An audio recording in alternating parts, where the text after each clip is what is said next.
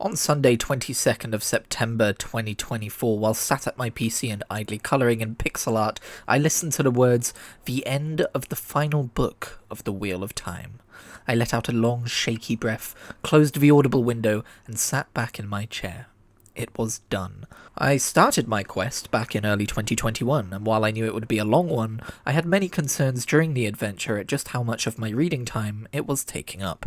After all, one only has so much time for adventures in one's mortal life. Was it truly such a good idea to let one take up so much of it? Especially when, at times, the pacing became glacial and listening on became a chore? My mind cried out for fresh material, new worlds to explore. For the most part, I held out. Firstly, something you've no doubt picked up on by now. I listened to the audiobook version of the series. I highly recommend it. While it will take longer to get through than if you read the books yourselves, the performances of Michael Kramer and Kate Redding are fantastic. I couldn't imagine the series without them, and I doubt I'd have gotten through the slower moments were I reading the books myself. There are people out there who think that listening to an audiobook doesn't count as reading, a notion I heavily disagree with. The easiest way I can explain it is this. You know when you get engrossed in a book, and you stop seeing the words on the page and start seeing the events of the book instead? I get the same thing with audiobooks. I'm just as immersed in the story as I would be when traditionally reading, and arguing over the semantic of the term reading is a moot point in the face of that. Like many adults, I've found the ease of reading from my teenage years to have receded, and audiobooks have been an excellent way to rekindle that spark. I recommend them to anyone. As for the story itself then, I'm the kind of person who is drawn to exceptionally long stories. It's why my favourite genre of gaming is MMOs. It's why I'm drawn to anime and manga with literally hundreds of episodes and chapters. I see a well-regarded behemoth of a story and I think, what is it made of? What could possibly require such a laboriously long telling? I want to dive into these worlds, immerse myself in them, walk their streets, know their myths and legends, learn of their magic systems, and understand them well enough to craft theories about their potential and have them pay off, whether I was right or not. That's exactly what I got with the Wheel of Time, and then some. By the end of the story, I knew of the many countries that make up its world, the intricacies of the One Power, and the oaths that bind those who channel it. I knew its peoples and their various characteristics, customs, and quirks. I was intimately familiar with a large cast of characters, and felt I'd been with them for a significant portion of their lives as they grew and changed. I feel like you could sit me down in a custom D&D style campaign within that world, and I would instinctively know how to interface with it, how to become a character within that world, and interact with the story in a fitting manner. But it comes with a cost. When I say the pacing gets glacial, I mean it.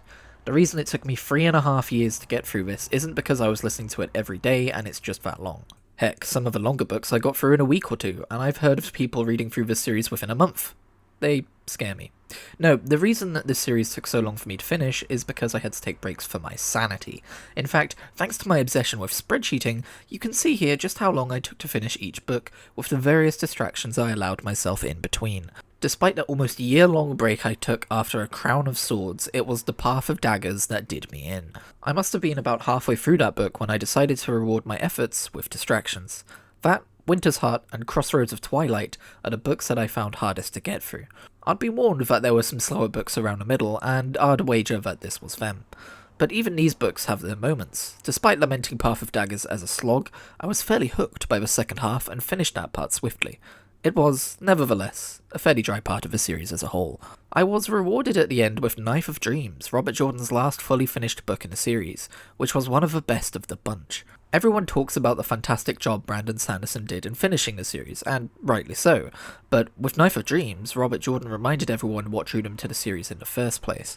I still took a bit of a break after starting The Gathering Storm, but that was more because the pace had dropped from frantic to reasonable after the events of the 11th book. You'll also find Ship of Magic by Robin Hobb in between books 12 and 13. This is because I've now adopted the custom of reading a book alongside listening to one.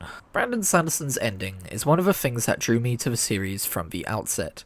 I loved the Mistborn trilogy, had read the first 2 books of his Stormlight archive, and had heard the rumblings about the monumental feat he'd pulled off in managing to tie all this together, alongside the mountain of notes left him by Robert Jordan. Looking at the 14 books ahead of me, I thought, what does that look like? Having come from the relentless limbo land of an unfinished Song of Ice and Fire, what does it look like to have a series of such epic scale not only conclude well, but conclude well in the care of someone else? Don't mistake me, I wish for George R.R. Martin to finish his own books. It was more the tying of so many plot threads that seemed mythical to me, and that it was done by another's hand only made it more so. And yes, to come to my spoiler-free conclusion, it was indeed incredible, and immensely satisfying. I cried multiple times. If you'd like a full spoiler reaction to the events of A Memory of Light, you can find it in the little card thing at the top right of this video, or failing that, in the description below. In fact, I have a full playlist of book reviews and reactions for the entirety of A Wheel of Time, except for the prequel novel A New Spring. But for the purposes of this video, suffice it to say that it's one of the most meaningful endings to a story I've had the pleasure of witnessing. I was deeply moved, not just by the inevitable casualties of a battle so large, but by feats of heroism and loyalty, and the fulfillment of plot threads long wondered about from the very onset of the journey. I have no regrets, and by the end of the book I was wishing, absurdly, that the series had been even longer, for I'll dearly miss this world and these characters. So that's my answer. I don't regret sticking with this series and finishing it, no matter how long it took. Indeed, many of my fears about it taking up the space of other stories I could be reading with my time among the living can be allayed when considering the many other stories I've experienced along the way, be they the distractions shown in the spreadsheet, or stories from shows or games I enjoyed over the last 3.5 years. But even if that were not the case, the world of the Wheel of Time will forever be a part of me now, and I wouldn't have it any other way. The pacing isn't the only criticism I could levy at this series, however. A similar yet subtly different complaint I have is just how long characters can take to reach obvious conclusions to their individual character arcs. Some arcs stretch tortuously across multiple books when you know they could solve it by just talking to someone else about the problem for 5 minutes. Character traits are repeated ad infinitum. The fan favourite is Nynaeve tugging her braid in frustration every 5 seconds to many an eye roll. And yes, many have interpreted the way Robert Jordan wrote women with ire. Due to the nature of his Aes Sedai, many women in the books are portrayed with overtly negative characteristics, some to extremes. Personally, whilst being initially tepid myself on this front, I did see a lot of men with similarly negative characteristics as the books went on. Perhaps I simply acclimatized. All I can say is I'm no expert on such matters, and I understand the raised eyebrows at points, especially during some of Matt's POV chapters. But it's worth noting that Matt's POV is Matt's and not the writer's, assumedly. The crux of the matter is that it's hard to recommend this series due to its length and pacing issues, among others. But viewer, if you're looking for a grand world shaped by prophecy and forbidden power to dive into and immerse yourself in for 14 long books, I cannot recommend this enough. You may get frustrated by it. You may need to take breaks. You may not recall what entire books in this series have been about by the end of it. But there's something to be said for those glowing reviews of the final 4 books. Almost everyone who has remained stubborn enough to reach the ending has been well rewarded, and it's a reward I'd wish upon anyone who loves fantasy as much as I do. Reward? How do you say reward again? We've reached the end of the script. I don't do scripted videos very often, but this is a video version of a blog post. I hope you liked it. I feel like I always sound so wooden in scripted videos compared to all the others, but yeah, those are my spoiler-free thoughts on The Wheel of Time. I truly do hope you'll consider giving it a go, and feel free to let me know what you thought about it if you did. Catch you in whatever I make next.